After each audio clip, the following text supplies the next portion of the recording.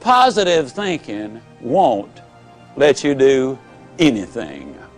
I get so annoyed when I hear some people enthusiastically stand up and say, man, with positive thinking you can just do anything. Just believe it, and man, think about it positive enough, you can do it. I believe that's ridiculous. See, I'm 60 years old. I don't care how positive I got. I could not whip a boxing champion. I don't care how positive I got. I could not play football in the NFL or the basketball in the NBA. I don't care how positive I got. I couldn't perform major surgery on you and have you live.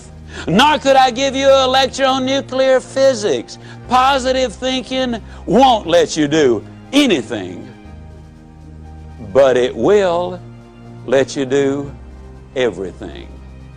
Better than negative thinking will.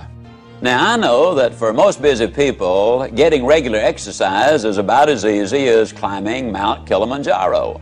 But it can be done. You've just got to have a plan. You've got to set some goals, because it's just as difficult to reach a destination you don't have as it is to come back from a place you've never been. Unless you have definite, precise, clearly defined goals, you will not realize the maximum potential that lies within you. And this applies to every aspect of your life, not just to exercise. Now, here's some steps you can take towards that end. First, identify your goals, and next, set a deadline for reaching them. Make a list of obstacles you have to overcome to reach your goals. Identify the people who can help you overcome those obstacles, and make a list of skills you have and those you need to achieve your goals, and then develop a plan. Now, a word about goals themselves. There are 7 different kinds of goals. There are physical, financial, spiritual, career, family, mental, and social. And these 7 types of goals share several characteristics. First, to be effective, they must effect change. We must have some big goals, because thinking big creates the excitement necessary for accomplishment.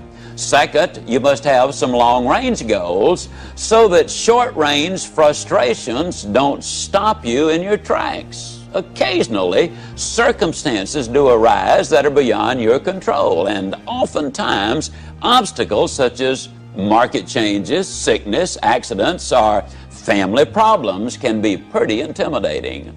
But by keeping your eye on the prize, you will find that the excitement of winning that prize will carry you through the tough times. Third, if you don't have daily objectives, you qualify as a dreamer and not as a doer. Dreamers are fine, provided they build foundations under their dreams by working daily towards them. Often, the difference between the great and the near great is the awareness that making it big means working every day towards our long-range objectives. And 4, your goals must be specific, not vague or general. If you want a new home, for example, know every detail of that house. How many square feet, number of rooms and bathrooms, the shape of the living room, the type and kind of lot, its location. If it's a car you're dreaming about, picture the make, the model, the color, and every option you want it to have. You see, if you want to reach your goal, you must see it, be able to smell, to touch, and to taste it. Know how it looks and what it feels like in your own mind. Before you can reach that goal, you see, it is true that whether you think you can or think you can't, you are generally right. Step number 6, you need to feed your mind with the good, the clean, the pure, the powerful, and the positive. Let me ask you a question. If I were to come into your living room one day with a pail of garbage and dump it on your living room floor, what do you think you'd do? I bet I can answer the question. You would either get your gun and say to me, now Ziglar, I'll bet you can clean that up. Or you'd get on the telephone and you'd call the police. Or you'd whip me as long as I was there. Those are things you would probably do. I mean, and then for months you'd be talking about this crazy guy came in my home, dumped garbage on the floor, ought to shot him. As a matter of fact, I wish I had. But we could clean the garbage up off your living room floor. But what about the garbage that we dump in our mind every single day? Einstein said that it takes 11 correct inputs to overcome one incorrect input. And a lot of the things which go in our minds and in our children's minds is not a thing in the world but pure garbage. I would ask you to do this. Evaluate what you read and what you view. Evaluate it in this light. Will this really help me to accomplish my objectives in life? Or is this going to be a deterrent to me accomplishing my objectives in life? Remember, you're what you are and where you are because of what's gone into your mind. And you can change what you are, you can change where you are by changing what goes into your mind. Now, as you probably suspect, I'm an absolute enthusiast about the cassette recorder. I believe it's the most fascinating educational tool that we have in our country. I was a visiting scholar for the University of Southern California for 2 years. One of the things they discovered was that if you live in a metropolitan area and drive 12,000 miles a year, that in 3 years' time you can acquire the equivalent of 2 years of college education. You can learn virtually anything you want to know about finances, foreign languages, the Bible, how to set goals, how to close sales, how to plan your life. You can learn so many things while you're there in your car. Feed your mind. Second thing I would encourage you to do is start reading something good every day. Did you know if you read 20 minutes a day and you're an average reader, that at the end of the year you will have read 20 200-page books, and that the average American only reads one good book a year? Think of what an advantage that will give you over the competition in whatever field you're in. Now, who does these things? Well, Mary Kay Ash of Mary Kay Cosmetics told me that she would never get in her car without a cassette that she could listen to while she was going somewhere. H.L. Hunt, worth $3 billion at his death, listened to cassette recordings until after he was 80 years old. Wallace Johnson, one of the co-founders of Holiday Inns International, over 80 years old, tells me he listens every day and reads at least 2 good books every month. Alan Bean, one of the astronauts who walked on the moon, told me that the astronauts on their way to the moon and back, and please understand, these people have the best self-images, the most clearly defined goals, the most positive mental attitude. They're the most confident, competent people as a group, maybe that our country has. But these people were listening to motivational recordings on their way to the moon and back. And what a delight it is for me to be able to say that some of the recordings they were listening to were fantastic. You need to feed your mind. Now, a lot of times people say, yeah, you know, when I'm down in the dumps just a little bit, I really enjoy listening because it gives me a lift. Well, I'm glad to hear that, but let me give you the most surprising news maybe you've ever heard. It's good to listen when you're down. But folks, the ideal time to listen is when you're sky high. Let me tell you why. When you're down, sometimes you grab at straws, and sometimes you grab the wrong straw. Also, a lot of times, and here's the real benefit to listening, it triggers your imagination, stirs up all of the stored information which you already have in your mind, and a lot of the good ideas then come forth. But if you're too down to accept them, then you turn away the very best ideas of all. Listen when you're up. And then with those endorphins popping, and they do pop as a result of listening to good motivational recordings, when you listen then and new ideas pop in your mind, it generates even more excitement. Here's what we've discovered. You need to listen at least 16 times to get the complete message. That's the reason I say listen to this over 16 times, because you will get all of it then. It will become a part of you. Let me say it again. You probably have been in the process of making decisions right now. As you listen, you will make those decisions. But as you listen over and over, the decision changes to commitment. And once you've made the commitment, then you will seek the training which will make the difference, because that means behavior changes. And when you change behavior, then you start developing winning habits. And that's what this is really all about. Step number 7, if you want to build a winning attitude, you need to take time, and this is probably going to surprise you based on what you've heard me say so far, but you need to take time to be quiet. You know, the average American sleeps 30 minutes too late every day.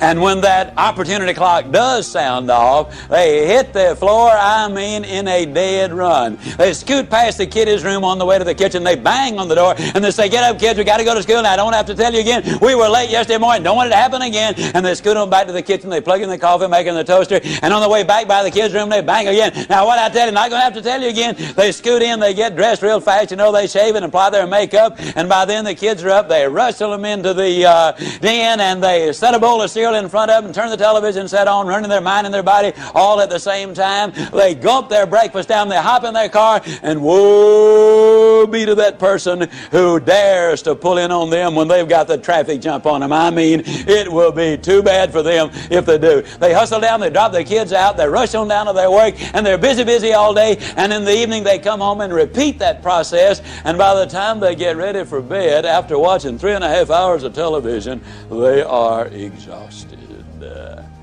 You know what we need to do, folks? We need to take time to be quiet. You need to do it at least 4 or 5 times a week. A lot of people say, "Well, that guy keeps talking about time for this and time for that. I don't have time for all of these things." Let me tell you how you can create an extra 3 hours every day of your life, guaranteed. Get your TV guide out on Sunday afternoon and look at the shows that you really want to see that week. Over 70% of all of the time spent watching television, you're watching things you have no interest in watching. Let me encourage you to do this. Take a slow, lazy, drifting, absolutely meaningless walk. Just almost go to sleep on the walk. Not an exercise walk, you need to do those too, but a very quiet walk. Pick out a place in your home where you can be absolutely quiet on occasion. If you have to get up 30 minutes earlier, that's wonderful. I don't know why, but I seem to wake up earlier in the winter months than I do in the summer months. And when I get up, it's pitch dark. I have a nice little office. I go in there and I turn on the gas log. And I sit there. And every time I do that, without exception, I have the most exciting day of my life. I simply run through my mind the things I'm going to be doing. As you plan the day, as you think of all of the things we've got to be excited about, it really does renew your energy, and it gets you excited about the day. Now let me tell you something. This is going to be one of the toughest things you'll ever do. When you sit down saying, "Well, I'm going to sit perfectly quiet for 20 or even 30 minutes, you will think of 2,868 reasons or things that you've got to do. You try to decide, do I raise the window or lower it? Do I turn the heat up or down? Do I cut the air conditioner off or do I turn it more full blast? Do I really need to go to the bathroom? Am I going to get me a cup of coffee? What is that noise against the outside? Maybe I better check up on that." Resist the temptation. Spend a few minutes in quiet, reflective thought. It does make a difference. Take time to be quiet. Step number 8, take time for those you love. Dr. Herb True, professor at Notre Dame, outstanding speaker, good friend of mine, suggested this, which I really think is so valid. Frequently, every 2 or 3 months, you should close your eyes and visualize that everybody whom you love, really love, were suddenly, completely, totally, and forever taken out of your life. Then ask yourself the question, what would your regrets be? Would you really regret that you had not picked up the telephone and called that distant cousin, or even a brother or a sister, or a mother or father, or a son and a daughter? Would it be really a heartbreaking experience because you had not called and said, "You know, I'm really sorry that we had the problem"? I don't know whether it was your fault or my fault, but let's get together and solve the problem. Take time for those you love. Spend time with each other. Those of you who are married, spend time as husband and wife, just enjoying each other, communicating with each other, getting acquainted with each other. Earlier I said all of the studies reveal that if there is that close relationship, then success is more likely to come your way. Korn Ferry International, an executive search firm in New York City, in conjunction with the UCLA School of Management, did a study on 1,362 vice presidents, men and women who were aspiring to the president's chair. Their average income was $215,000. They had spent an average of 15 years working for the company, and the most lucrative of them, those who had the highest paying of all the jobs, had had 2 or fewer jobs in their lifetime. They were loyal to their company. 87% of them were still married to their one and only mate. 92% of them were raised by 2-parent families. But the story has even more. They said they considered integrity the most important characteristic in their success arsenal. 100% of them said hard work was absolutely necessary. 89% of them had 2, 3, 4, or more children. 71% of them also said that if they had more time, they'd spend it with their wives. 50% said with more time, they would spend it with their children. Incidentally, the average one worked a little over 50 hours each week. So they're not working those 80 and 90 hours a week that a lot of people might think they are. And they're living a balanced life. 89% of them also were either Catholic, Jewish, or Protestant, and their faith apparently had some meaning to them. U.S. News and World Report did a study of the millionaires in America. There are now 1 million of them. They said the typical millionaire has gotten that way because he's earned his money or her money over a period of 20 to 30 years. They do work about 50 hours a week. They're still married to their high school or college sweethearts. In other words, the family is intact. Incidentally, a couple of other little things you'll be intrigued about this. They discovered that less than 1%, and the implication was it was considerably less than 1%, of all of the millionaires in America earned their money in music, radio, television, the movies, and all athletic endeavors combined. Considerably less than 1%. Intriguing, isn't it? Also, they discover there are far more salespeople who are millionaires than doctors. And me being a salesman, I kind of related to that one. I thought it was neat. Now, what does all of these studies really say? These studies say that if we can build that relationship with those we love. Now, your family might simply be mother and daughter. It might be father and son. It might be husband and wife. It might be brother and sister. But you know who you're close to. The better you get along with the ones you love, the more likely you are to be successful in whatever else it is you do.